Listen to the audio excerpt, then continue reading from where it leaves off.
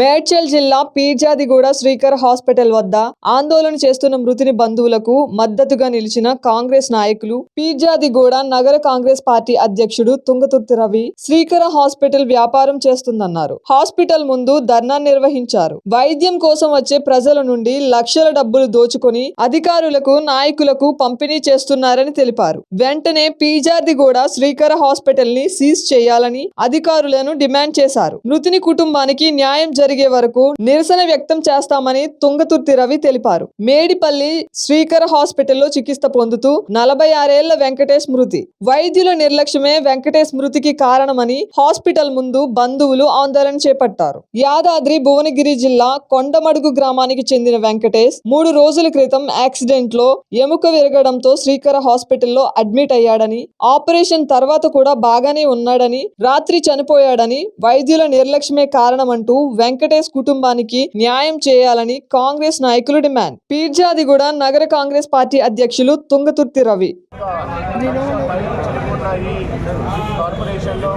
ఈ ప్రభుత్వము గత ప్రభుత్వము 9-10 సంవత్సరాలు పరిపాలించగానే ఒక హాస్పిటల్ కూడా కట్టలేదు.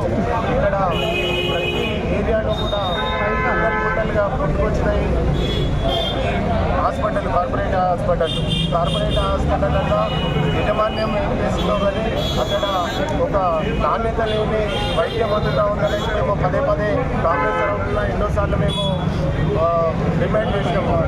వాళ్ళు పై అధికారులు కూడా అసలు లైసెన్స్ లేకుండా కూడా ఎన్నో హాస్పిటల్లో నడిపిస్తూ ఉన్నారు.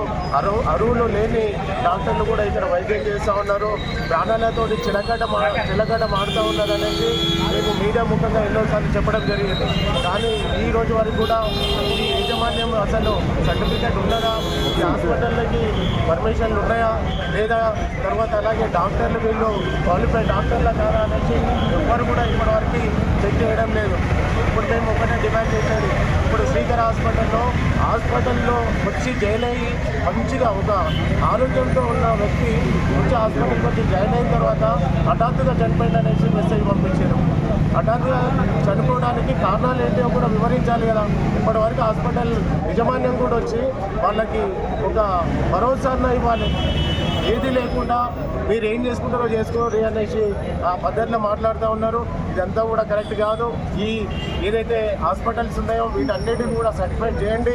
మీరు నాణ్యత అన్ని అర్హతలు ఉన్న వారికి పర్మిషన్లు ఇవ్వండి అనేసి మేము మీ ముఖంగా తెలియజేస్తూ ఉన్నాం. అలాగే ఈ హాస్పిటల్ శ్రీకర యజమాన్యాన్ని చెప్తా ఉన్నాము, ఇట్లా మీరు పట్టించుకోకుండా ఈ ధోరణితో ఉంటే మాత్రం మేము మీ హాస్పిటల్ని సీజ్ చేయించిన దాకా కూడా మేము ఊరుకోమనేసి మీకు ఈ పత్రికా ముఖంగా తెలియజేస్తూ ఉన్నాం. ధన్యవాదాలు. We want justice! We want justice! We want justice!